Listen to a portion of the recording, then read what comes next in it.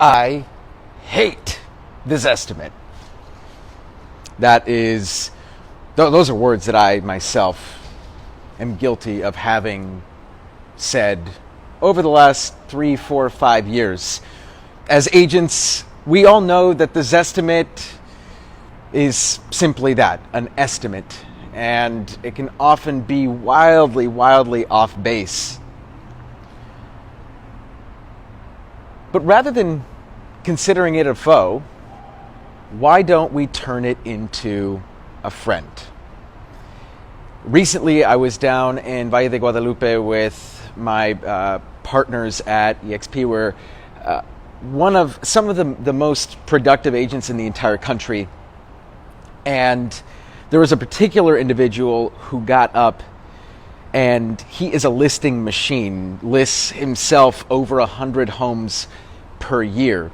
And he shared with us a very special, powerful piece of dialogue that I want to share with all of you today. Before we go there, though, what I want all of us to consider before I give you this dialogue is why the Zestimate is our enemy. The Zestimate is our enemy for a couple of reasons. Number one, the Zestimate is considered an enemy because it gives sellers a wildly off-base ambition, usually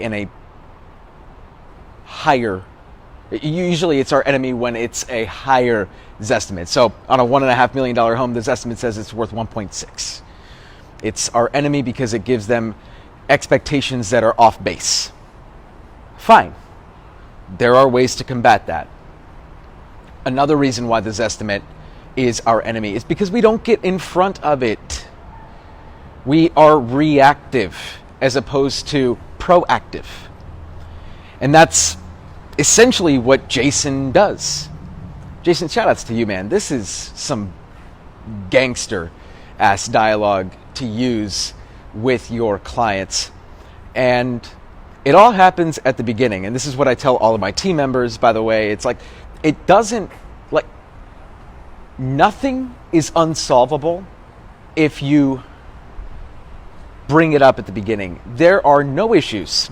There is no issue too big for preparing the client in advance.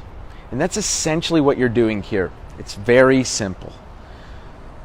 When you call the seller to confirm the appointment, you should be asking them a couple of questions.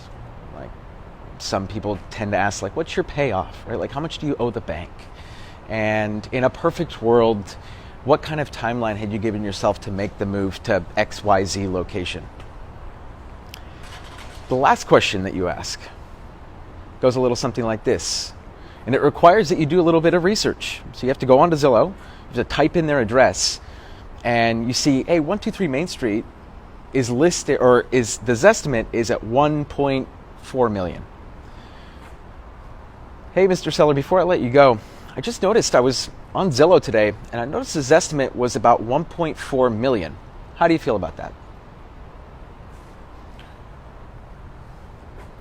This is powerful for so many reasons. Number one, it's an indirect way of extracting the price, their price from them. If you go into a listing appointment not knowing the seller's price, you're fucked. Period. So it allows you to draw out the price without being the bad guy. Zillow's the bad guy. You just said, hey, Zillow has your house at this price. You're not saying, I think your home is worth this price. Big difference. So you're able to draw out the price, number one. You're able to also get out a lot of price objections using this dialogue. And so when you go into the listing appointment, you're already infinitely more prepared. Also, you don't have to deal with that silly Zillow objection that you get every single listing appointment that you go on. Because we all know that I would say 90% of the sellers that I go to, 90% of the sellers that I have a listing appointment with end up asking me directly or indirectly about the Zestimate and or the Redfin estimate. And by the way, I'd be prepared for both. I wouldn't just do one. Like, I think Jason's idea is phenomenal. But I put this into action myself on the listing appointments that I've had between then and now, and I gotta say, it's worked like a charm. Either, and this happened to me where the seller said, well, that sounds fantastic. This estimate sounds fantastic. And to be honest with you, after running the comps, I realized, wow, this is actually a very conservative number, and I think that we could actually get way more for it. And so the listing appointment just went so easily because the sellers were like, wow, that's like way more than I thought that we were going to get. And the conversation was different. I was able to have a different conversation with them because I knew in advance all of the objections that I was going to get, in this case, not many. But imagine the inverse scenario where I hadn't been prepared and I went into that conversation and I didn't know what their price was. I may have not even gotten the listing. Because if you don't know how to present a price that's more than what the sellers want, they start to think in their head, wow, this guy doesn't know what he's talking about. So you have to know how to present it. And then another example is where the exact opposite, where the Zestimate was